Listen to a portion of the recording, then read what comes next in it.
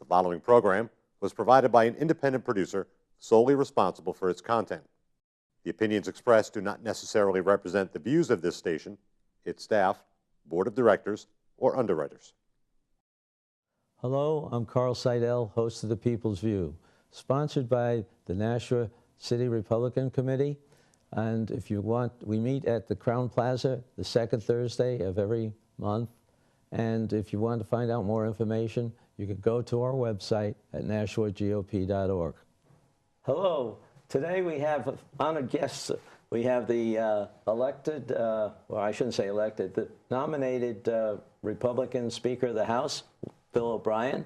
We have a new Senator-elect, Kevin Avard, for Wards 1, 2, and 5, and my friend Pete Silva, who got elected again in Ward 8.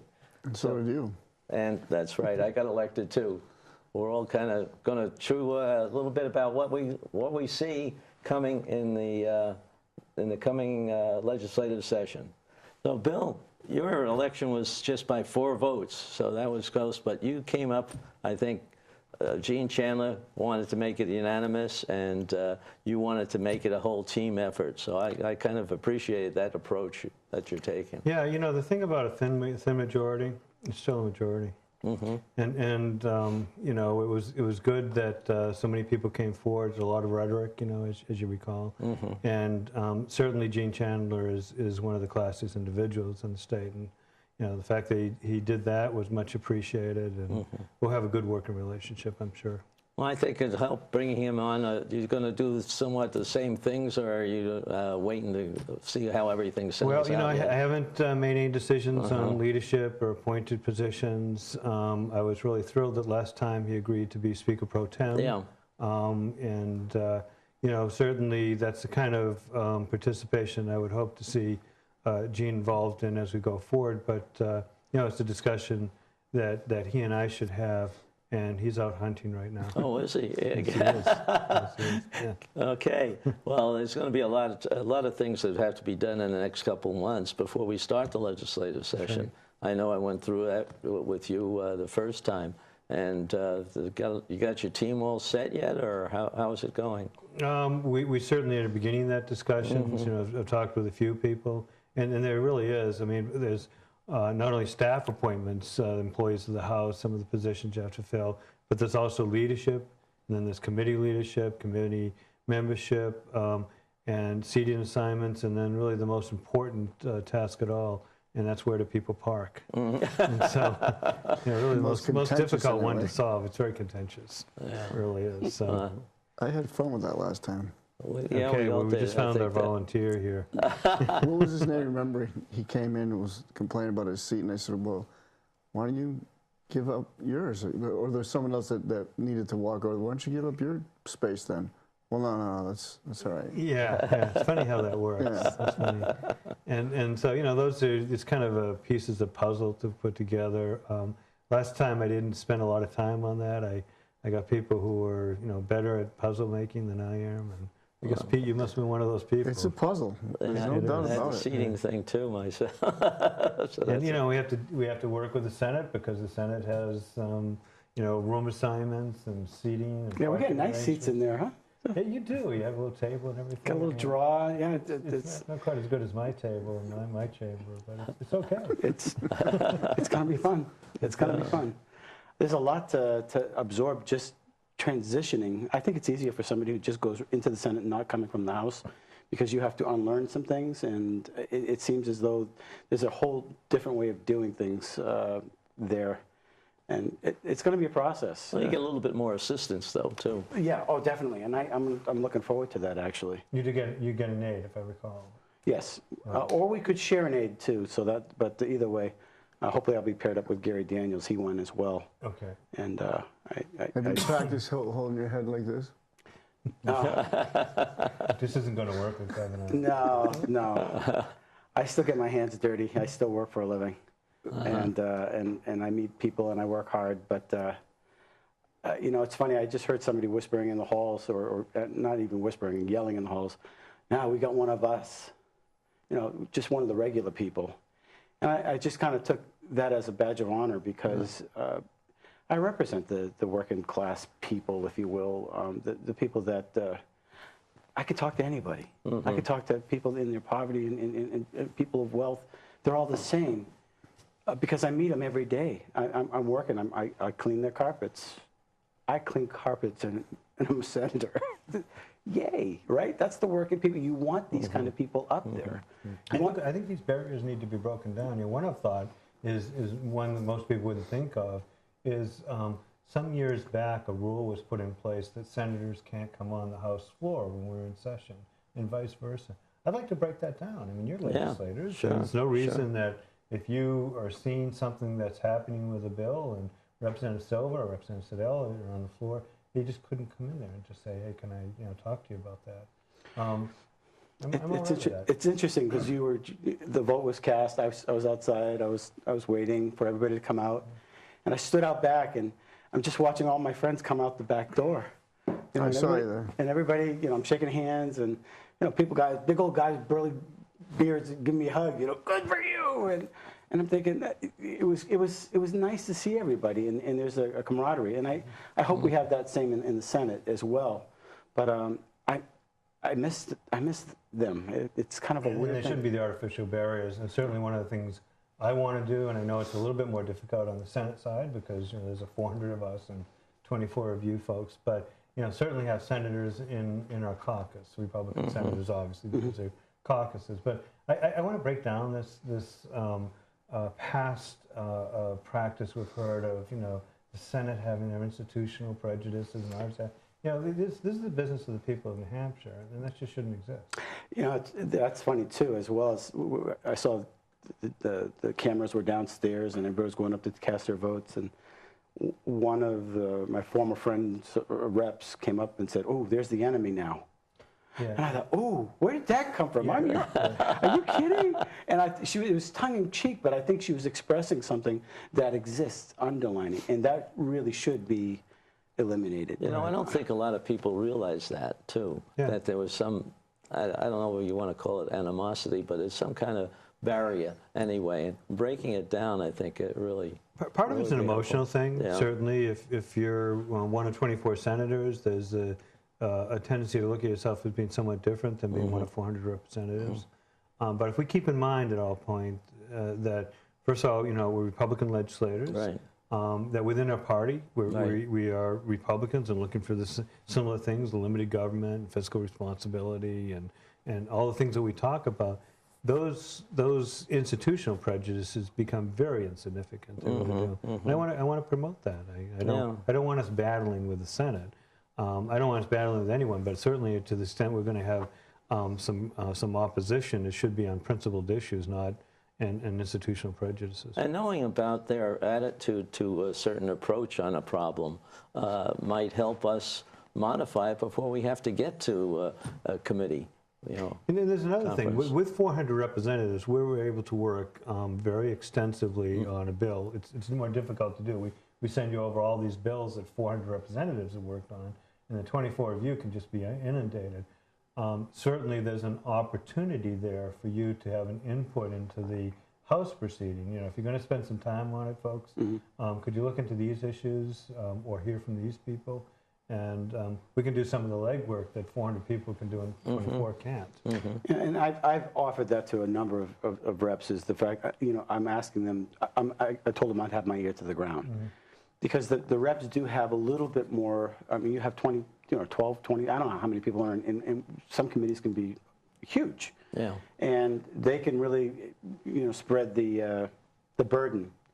And anyway, they know what the feel of the people is. And of course, we're going to be inundated with a lot of lobbyists. And it's supposedly not a bad word. So, they do have good information, but you're hearing from the people. Right.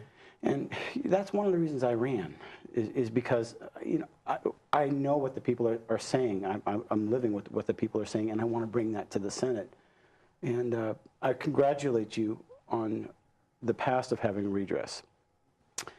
Everybody told me not to talk about it when I was running for Senate, because the economy is very important, and everybody's really worried about it. But if you don't have justice, if the people don't feel they can talk to their government, a lot of that just becomes just a gray thing. It just, they lose their hope. They're all politicians. But the startling thing is when you walk up to somebody and say, you know, I've heard your story before. Really? Tell me more about it. And we've seen every kind of case from, we had the Dot Nightingale, which was, you know, somebody losing their grandchild. We had the town of Rochester, which was having secret minutes. And the mayor came in, right? They said, well, we're not doing it anymore. Well, you got caught, right? So these are important. And people all poo-pooed it. Well, there's not any teeth in the committee. But you know what? The people were heard. And when you start a fire, it can get really big. And that fire is justice. And that fire is people, hey, you know what? We can be heard. And that you started that. I hope you're glad you did. Not really. I'll tell you why not really. It's in the Constitution. Right. You know, this was something that we should have been affording people for the longest time. Inconvenient or not inconvenient, whether we like it or don't like it, there is a Constitution. And the Constitution says that people have the right to petition the legislature for redress of grievance. And so we have no choice. We had to set up a mechanism to do that. And once we did that, we realized it can be a valuable, as you said, sounding board, but it also can be a valuable way to learn about systemic problems in government. The consequences of the laws that are happening, whether it's the courts, the Attorney General's office, any department of bureaucracy, I call it. You know, and you were working on it before there was a formal committee. And you brought one of the first petitions. So you see the value from certain levels, right?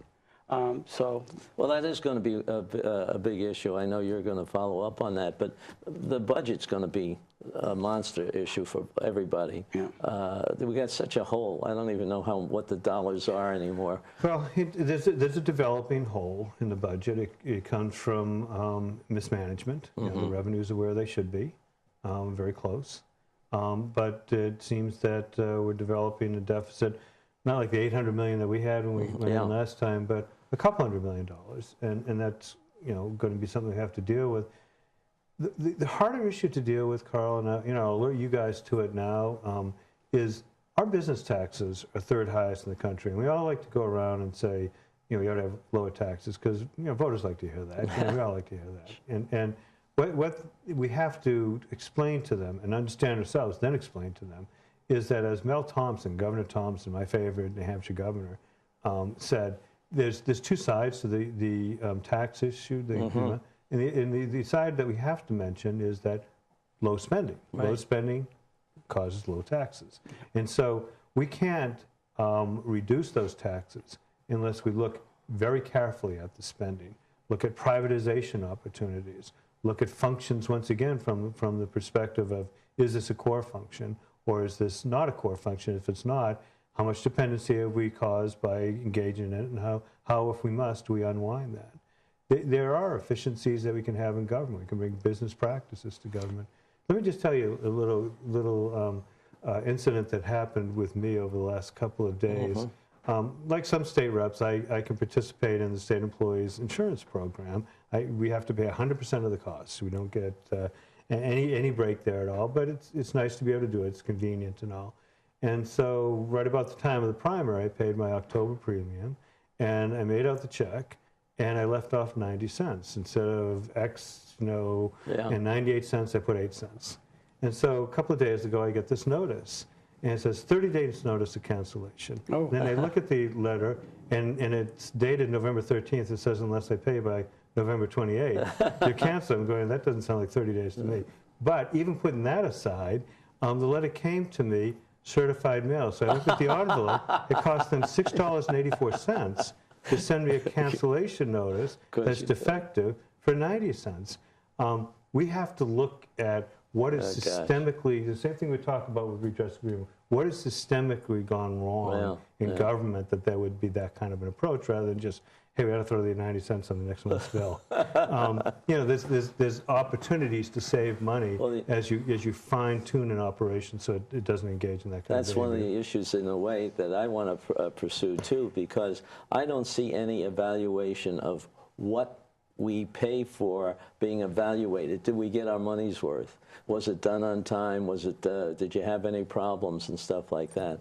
And I'd like to have some legislation go through that requires that done on anything that's over $50,000. So as you know, I'm a lawyer and I practice, and I had a client up north who was involved in an issue involving some of the use of his land. He had 700 or 800 acres, took some gravel out of it.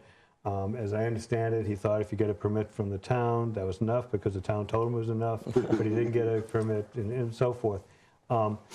I sat through hearings where there were 4 state agencies involved, the Environmental Protection Agency, the Corps of Engineers, even though all the drainage off the 700 or 800 acres is in the side of Ospey Mountain went into an alluvial plain, so it never got to any water, let alone navigable waters. And there were literally, anytime we had a hearing, there were thousands of dollars worth of time being spent. And that's not even counting my bill, Carl. And which is less than thousands of dollars. But I was thinking, what an absolute waste of money. There's obviously overlapping agencies there and overlapping mandates. We want New Hampshire to be beautiful, obviously. We want to protect our environment. And clearly, I think there's probably a need to look at people taking gravel out of the property and make sure there's we don't have to have this overlapping jurisdictions, overlapping structure. We got to look at that. We have to look at whether we can privatize part of the Department of Corrections. We can privatize part of the Department of Public Works. There's some real opportunities out there to be more efficient and to get our business taxes down. Definitely. One of the things that we talked about, which I want to see, a lot of people have been, it's more positive than I even thought about, going back to 1976 where we met every other year. My opinion is the less government, that's one way to start right there. Is we don't need to be meeting every year to have bills about mock parrots and Greek marbles, and supposedly by doing the 2 sessions we're going to cut down bills, and from what I understand it went up. And I just think that Kevin talks about being a working man. Well, I'm still a working man. You still work. It would entice more people like him if he could say, you know what, every 2 years, I'm going to be really busy for about 4 or 5 months, but I can do that. A guy like me could go to my boss and say, you know what, every 2 years, I'm going to need a few days a month off for 4 or 5 months. They'll deal with that. And you would entice more people to do that. And we can start this reform initially in the rules. And so I'll tell you what I'm going to do. I actually just set it up today. We're going to have and I don't want to get too far into inside baseball here, but we are going to have a caucus before Organization Day, which under the Constitution has to be December 3rd. We'll have a caucus just to talk about where we're heading and so forth. A couple of days after that, on the 5th, if that's the Friday, I think it is, we're going to have a caucus for about 2 hours. And I'm going to be asking people to mail in and then bring in their ideas like that. How do we make this, in particular, very important to me, how do we make this a place that we can now draw in more members of the community to be here? And by that, I mean, how can we have people who have family responsibilities are almost full-time or working responsibilities? Because now we get a great group of people up there, but they tend to be, more, we're kind of unusual. They tend to be a lot of retired people or very young people or people with indulgent spouses who are sure go up there, What we don't get are people who are actually working, earning money, and can really appreciate the impact of legislation, people who are running their own business. And you're unusual in being up there, you really are. It's undoubtedly it's a sacrifice, Kevin. But people who can say, I understand what it is to have a BET or BPT, the business taxes that are 3rd highest in the nation, the impact it has, or if we don't bring down our workers' compensation rates, I can tell you what it means to my business and whether I can hire somebody. Or the rules and regulations like you were talking about in that meeting you had. With jail car, is there any way to make jail car more controlled by the House and the Senate? So just for the uninitiated, because I remember once I used to watch these things and I'd hear somebody say, "What's jail car?" Right. And it sounds like JLO has some transportation going on or something. It's actually Joint Legislative Committee on Administrative Rules, I think it is. And that's the legislative committee that looks at these administrative laws is what they are, Right. and approves them or disapproves them. So I'm not sure, what was your question? Well, my question is there any way to make them a little bit more accountable to a broader base of people? Because it seems like there's a very few amount of people making some very important decisions. You know, we're always talking about, oh, geez, these rules and these regulations, they just keep piling up, you know, and eventually, you got to go through this much paperwork to get something done. And there were just a few people making the decisions. What if it became a really hard process? I think one of the things we have to do is sunsetting of rules, and then we have to police the sunsetting of rules, and then we have to do what we had put into our rules and was taken out, which there cannot be any broad delegation of authority to an administrative agency to come up with rules. I think if we start doing those sort of things, and maybe we get that into statute, Right. I think it'd make a real difference. I read a really good article from Hillsdale, how that a lot of, you know, the administrative rules just seem to circumvent the people. And those are areas where governments need to, we need to rein that in. Otherwise, people are just going to, you're going to have to go through this much paperwork to, you know, brush your teeth. It's just, it's getting. I think some sunset rules, but you know, I'll tell you an issue that came up once for me when it came to sunsetting regulations. We actually have regulations on forfeiture of property. I'm not sure if you realize that, but this is where, you know, somebody's found with marijuana growing, case I was involved in, on their property, and there can be a forfeiture procedure. So if you grow marijuana on your property, they'll say that's a manufacture of a drug, and we can cause you to have to forfeit all the instrumentalities you used to grow that marijuana. People lose their houses. And I had a gentleman who came to me who I guess was convicted of it. And actually, he ended up getting a misdemeanor rather than a felony because he was before jury nullification, but he actually argued to the jury that he ended up doing his own trial. You don't have to do this to me.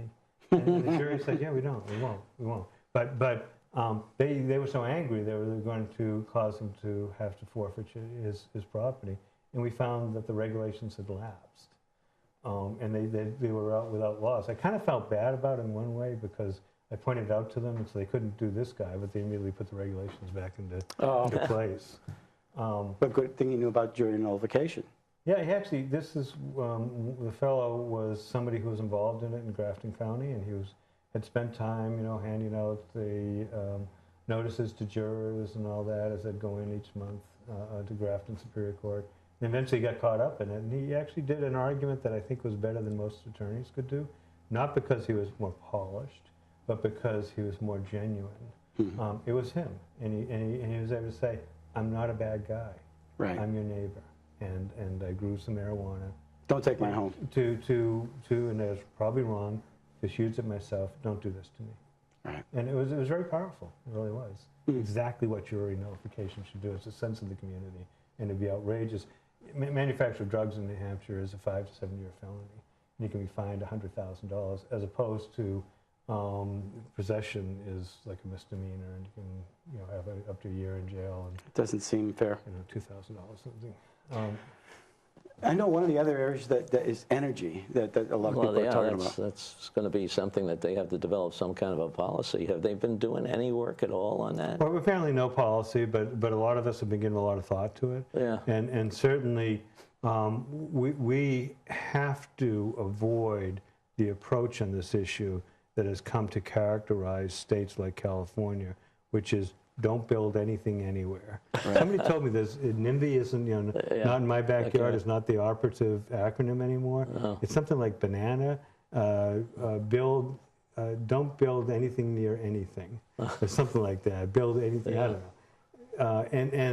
know. The fact of the matter is that our prosperity, our well-being comes from energy being as cheap as possible. And so when it comes to, for example, and some of your folks in this area might not like to hear it, but when it comes to putting in a natural gas pipeline, we have to put in a natural gas pipeline. The darn thing's buried. Yeah. And we need it because we had to shut down some businesses last winter in New Hampshire because we didn't have enough natural gas. And people want to stay warm. And so we all, you know, I'm not a big collectivist guy, as you probably know, but we all have to make sure our neighbors have enough energy to stay warm in the wintertime. Is there any way then to use the infrastructure that we have so it doesn't go over private property and like maybe head up Route 3? Well, they don't even want to build it on the conservation property, which bothers me. You know, I mean, if they have an accident, all right, it takes some of your conservation land, but it's at least not going to harm people. Natural gas is not oil. Natural gas, if it comes out, rises and goes through the ground, dissipates in the air. It's not like oil. Yeah, I mean, they dream up all sorts of things, problems that might have happened once in a long time. Well, we definitely need to lower our energy costs. Otherwise, businesses won't even look at this up in New Hampshire. You know, and I think we have to, in time, find a way, help Hydro-Quebec and Public Service in Hampshire, find a way to put in the transmission lines coming down from Canada in a way that's environmentally sensitive. Yeah, no. You know, I think it can be done. I mean, we can construct all sorts of things. Yeah. You know, I went up to Canada when I first became speaker last time. We were invited by Hydro-Quebec. Actually, it was the Canadian Council General, to go up there. Turned out that they, more than anything, they wanted to do a presentation by Hydro-Quebec. They didn't tell us. But they did the presentation, and it became evident then what the problems were. The problem was they were trying to bulldog their way through, and they weren't being at all sensitive to the tourist needs and the environmental needs of New Hampshire. And plus, if you're going to go through a state, offer them some of the cheap power that's going through the state. I mean, that's a good incentive. Yeah, I mean, so there was actually a third issue I brought up that no one's talked about since then, but it would be important to me. I pointed out that Hydro-Quebec is an agency of the government of Quebec. It's a government agency. And I said, I bet you guys have a law that says you have to service 100% of the power needs of the province of Quebec before any of the export needs are. And they said, well, they wanted to avoid it. But eventually they said, yeah, that is a requirement. And I said, so Laconia and incubators in Laconia could shut down while air conditioners in Montreal are going on. Is that how that works? And I said, so we have to solve that as well. But solving that, we have to have energy here. We have to have new transmission. Vermont Yankees going offline. I'd like nothing. We have much more safe ways to produce nuclear power now, much safer ways. We ought to invite in companies over to Seabrook or wherever to start bringing in nuclear power. They could do another reactor or something. Absolutely, absolutely. So I mean, our prosperity is based upon cheap power, and we ought to be doing what we can to make it as cheap as possible for our businesses. As you probably know, there's businesses who have come to us and said, we're not expanding because your power is so expensive, your worker comp rates are so high, your business taxes are too high, third highest in the nation, your regulations are out of control, and up until the 2 years that we were there, they were growing all the time. Yeah, and they weren't paying attention. You brought up the Canada. Canada sort of the example of their one-stop shop up there. When some business wants to come in, they can go to one place and find out who they have to talk to, what permits they have to get, and all that sort of stuff. And that's stopped, hasn't it, since our last time? I'm not sure it has. Nothing's happened on it. No. But this afternoon I met with the governor, and one of the things that we talked about is, and one of the things we didn't talk about is how truly offended my wife is about how she talked about me. That didn't seem like a way to go in conversation. What we did talk about was to try to find areas of commonality. And we were talking about making Hampshire a better place to do business. And they have been working on that. It's an innovation commission that we started. Wow. That innovation commission has been doing work. And one of the things that they've talked about is legislation going forward where you'd have a business, a one-stop business in New Hampshire. So similar to one-stop Quebec, where if you need permitting, you need anything, that's one place you can go. If you need a liquor license, if you need a gravel permit, wherever, you can go to that one place. It's all available there. Forms online, people to help you out, make it a much friendlier place. Now, you and I would say that's step one. Step two is get rid of all those regulations, or at least, and that's a little bit facetious. We got to regulate a little bit smarter, not have overlapping regulations. Look at regulations that have been there for a while and say, do they make sense anymore? Right. Well, you know, one-stop shop might bring up some of that. You know what we did with the Justice Department in sort of forcing them to have that one call center? I mentioned that to the governor. I said, you know, we're willing to invest in true efficiency. I said, you know, Governor, you guys use investment just to mean taxes. We use investment to say one-time payment to get something like that call center for the judiciary. And just to remind your viewers, what we did there is there used to be a receptionist at each court house across the state who would take, you know, 5 or 6 calls a morning. Is court open today? What are the directions of court? Is my case on? And what we did is we put it all into one place where you could have, rather than 30 or 40 people taking the calls in the morning, you could have 5 people. And they'd have all the information. Yes, your court is open today. Yes, your case is on, or no, your case isn't. All the routine information. And those calls cover about 95% of the calls that come into the courts. And then if they couldn't answer one, they could ship it on to the courthouse, and they wouldn't need people there to be answering that last 5%. And I think one of the unintended, I shouldn't say unintended, it was unexpected results was the people who talked about some of these regulations, and they sort of realized that some of the processes weren't necessary. Right. And they cleaned up, and they just made it a whole bit more efficient, a lot more efficient. Speaking of efficiency, Pete brought up a topic before we got on camera, talking about the fraud in Health and Human Services, or the waste. And, you know, we were talking about Deb Shorter wrote a book. They both exist, by the way. I think they do. Deb Shorter wrote a book on ripping off the face of welfare fraud, and she linked a lot of it towards the disabilities. I mean, there are people that really need help, but there's also the taxpayers are being ripped off. And there's a lot of waste of taxpayer money going to these. Well, we're certainly seeing on the federal side the growth in folks getting Social Security disability payments. I don't think an epidemic of disability hit us to the same extent that they've seen that program grow under the Obama administration the last 6 years. And you're absolutely right. You might recall that we had persuaded the Health and Human Services Department to do a pilot program to look at, if I remember, it was 3 separate welfare programs to see if there was any evidence of fraud. And what they did, this company did, was use the techniques that he used with credit card programs. You know, credit card companies are pretty good, for example, in canceling the cards of people who die. They don't keep them out there for years because, you know, as it turns out, they don't want to lend money to people who are dead. And so... they often vote the day. Yeah, they can only vote. You're right. You can't borrow money on credit cards.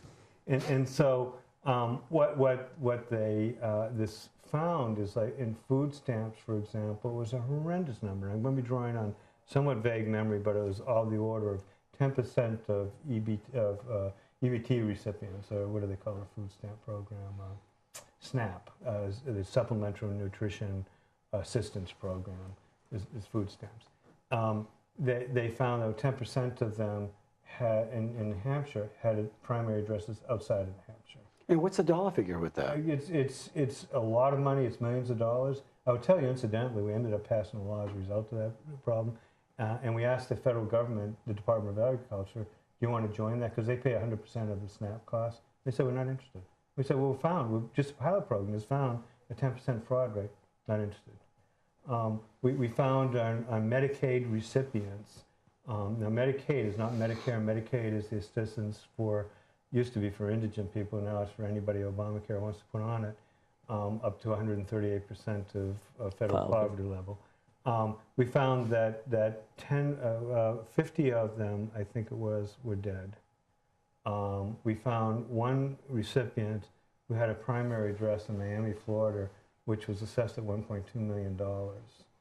So it means testing. There's no looking at it at all. You might remember we passed a law telling Health and Human Services, hire this company. We actually got the company to agree that it wouldn't be paid any money up front to just get a percentage of cost savings.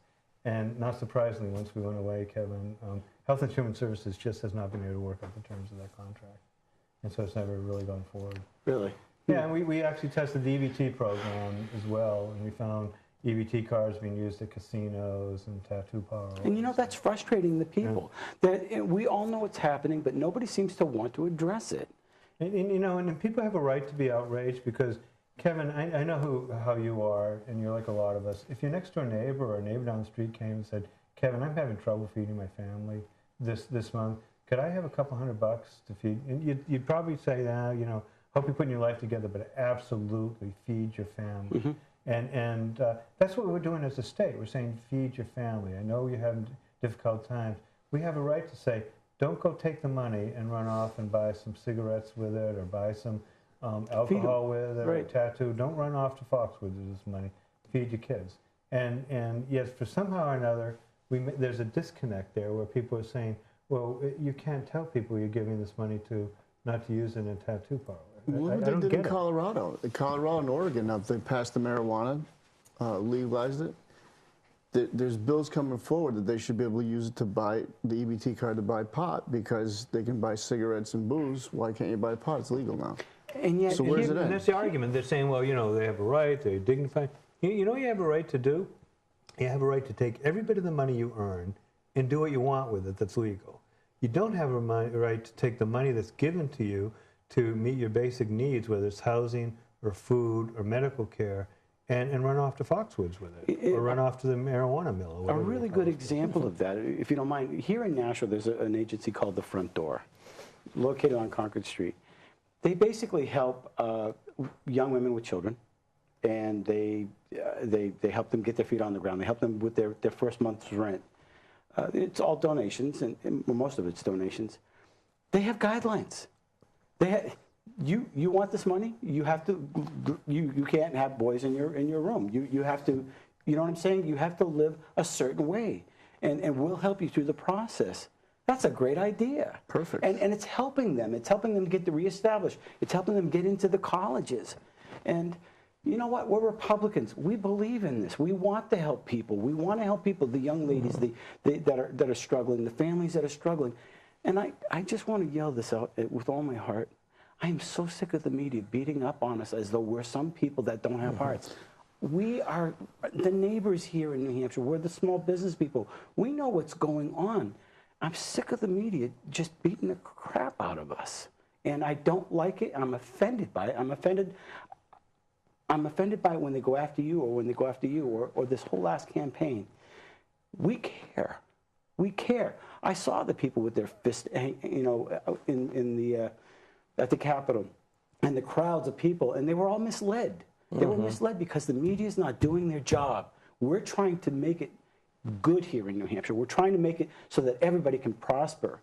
Well, the media is doing their job pretty well.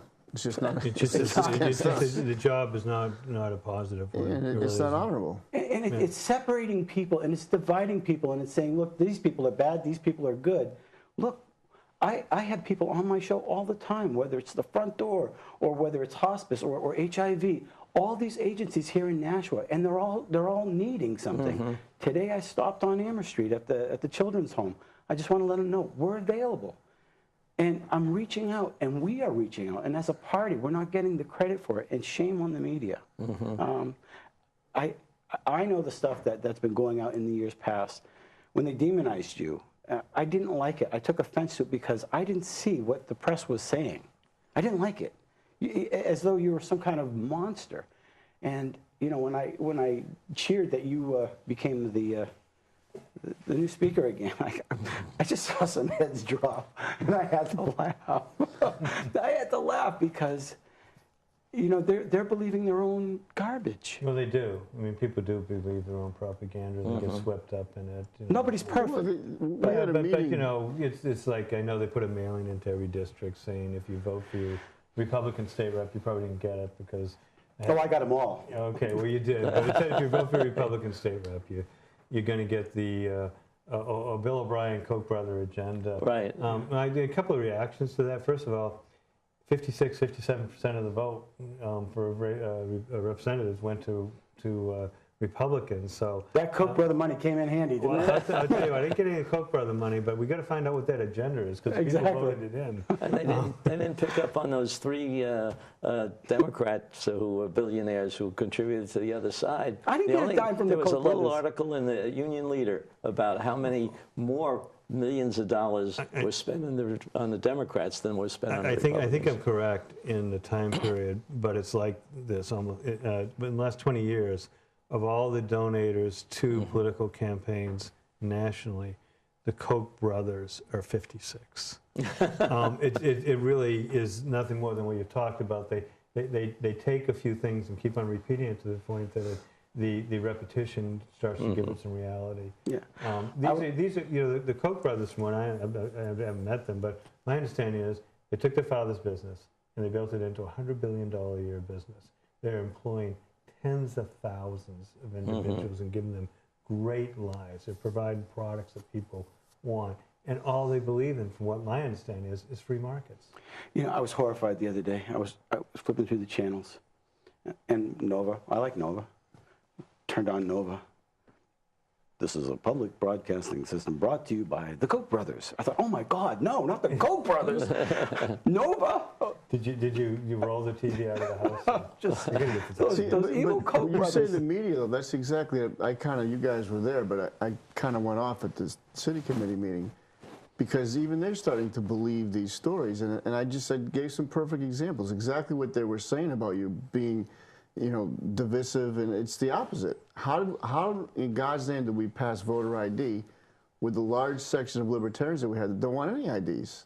So you had to bring them together. You build the bridges. Exactly. I've actually talked to It's people as I was reversed. running for speaker because there's not a lot of new members in there saying, what is this image and everything. I said, part of it is that the Democrats project how they build consensus. And they build consensus with a lot of union money and a lot of threats. We're going to primary you. We can't build consensus that way. We don't have the money to be threatening anybody with it. And it's not how any of us approach this public service. We approach it from the arena of ideas. What can we do? Why am I here? Not I want to control government, but what's the philosophy that brings us here? And as speaker, I think I was somewhat effective before, not because I'm particularly persuasive or not because I'm particularly brilliant. It just put in the hours. You talk to people, Representative Seidel has an idea, he has some bill, we've talked to him about it, we're really sponsoring that. Can you help him out? And he went, and you sort of build consensus over time on legislation. They projected their understanding, which is got to be a lot of bullying to pull that together, and didn't understand who we truly are, which are people that spend time talking to each other. An example of that is Representative Speck Bowers from Sunapee, I think it is. Yeah. Did a study of last session in the New Hampshire House, and he found that on all roll calls, 97% of the Democrats voted with each other on the average. On those same roll calls, all roll calls, 82% of Republicans voted with each other. It's harder than I thought. The 82 is, yeah, you're right. And it's because, again, we approach these issues from the perspective of philosophy. And you and I believe in limited government. We can come across a bill and think it applies entirely differently to that bill. And you may be right, and I may be right, and we both think we're right. On the other hand, if you're a Democrat, it doesn't matter what that bill says. Right. It's whether your leadership says, I want it, because you need to control We government. spoke about that many times That's on the right. show where That's right. we would say in 2010 to 12, you'd see in the well, you'd see two Republicans going at it and the Democrats are doing this and Speaker Norelli going, I witnessed it. I had it on video. I should have. Well, the greatest example to me, I know I've said it a bunch of times, but just you can't argue it, is voter ID. For them not one to vote for it, and we tried to override the veto, which we did, but not one. And you can't tell me as a Democrat that you live in a neighborhood that all your constituents think like that. Let me tell you about voter ID. Before it became a political issue for the Democrats, in which they wanted to demagogue it by saying it's against poor people, against minorities, racial minorities, and so forth. Before it became that issue, there was a commission that was headed up by James Baker, the Republican, well-known Republican former Secretary of State, and Jimmy Carter, the former president. And one of their recommendations, they came out with like 8 or 10 recommendations. One of them was voter ID. This was after Bush versus Gore. And so clearly, someone can be a fairly active and I might say a very liberal Democrat and come at this before instructions and think voter ID is a pretty good thing. Only when they get the instructions that no, everybody vote against it, will you find 100% voting against it. And it's just a different approach. I mean, It's really, this whole idea of voter ID too is really critical now because the president tonight's going to be voting on amnesty. We all know what really that's all about, and that's about getting some new voters. And I'm horrified by that. And I just think that the other day when we had to cast our first vote in the primary, they asked me for my ID. I was giggling. Awesome. Really? Sure, absolutely. It's like getting carded. You know, it's a wonderful thing. You ever seen that picture that circulates every 6 months or a year on the internet, and there'll be union vote tonight, or have a door of a union hall say union vote tonight. I don't know. It's like IBEW or AFL-CIO, one of them, and it says bring your voter ID, bring your photo ID. I've seen that. Well, the Democratic National Convention, you have to show an ID to get in. Sure. Yeah. You have to show an ID for a lot of things. If you're indicted and going to trial in federal court, you can't get to your trial unless you have a voter ID, unless they bring you in the paddy wagon. I mean, if you just want to get into the courthouse to have what's more fundamental than attending your own trial, you better have a photo ID to get there. That's what I'm saying. It's so absurd that how you can even argue it is beyond me. Well, gentlemen, we're coming close to the end of this. What do you think is going to happen? What's going to be the first thing that hits us in January? If I had to predict, it will be whatever changes we come up with the rules and how they react to them.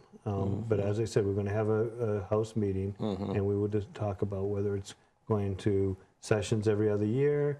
Other proposals are to go to late afternoon evening sessions, like a city council, allows people to come in. Some people have suggested Saturday meetings. Some people have suggested ways to limit the number of bills that come to the House floor and make this a little bit more citizen friendly. And maybe we do none of that, you know, because there is a great deal of inertia in government, including the Hampshire House. Yeah. But that well could be the case. One of the things that will come up and is whether or not we're allowed to bring personal protection into the State House again. You know, I would assume whatever the decision there would be, that there will be the same hue and cry as you see. Okay. Do you see anything in the Senate coming up special yet? Not just yet. We're still going through the orientation process. The whole we're getting ready. It's a different way of going about it. So we're waiting for that all to transpire. What do you look or hope? Well, I mean, we kind of touched on some of the things I'm looking to do. Yeah. I really want to get involved with this whole, the whole EBT system. There's as you said, there's groups that really need it. I'm involved personally in some of that stuff right now with my son, and I've been on the side of the belly of the beast, and I see how it works. And there's people who really need help that aren't getting it. Well, I think that, I think that's what we're all looking for, a more effective government. You know, it can be smaller, it can be operating a lot better than what it has been. There's a lot of things there that people are just resisting because it's a change. And hopefully we can bring change again. It's an honor to be allowed to do this by the people of New Hampshire. It is. And I think what we're going to all try to do, all four of us, and all 424 of us are going to try to record ourselves honorably in carrying out that duty. Good. And Well, thank you. accountability. That's one of the things that I want to see. Okay, and accountability, I'd like to get you guys together again, you know, sometime maybe at the end of January, early February, and we can talk about what we've accomplished so far. Sure. Great. Thank you Thanks, very Carl. much. Carl, thanks for having Thanks, us. Carl.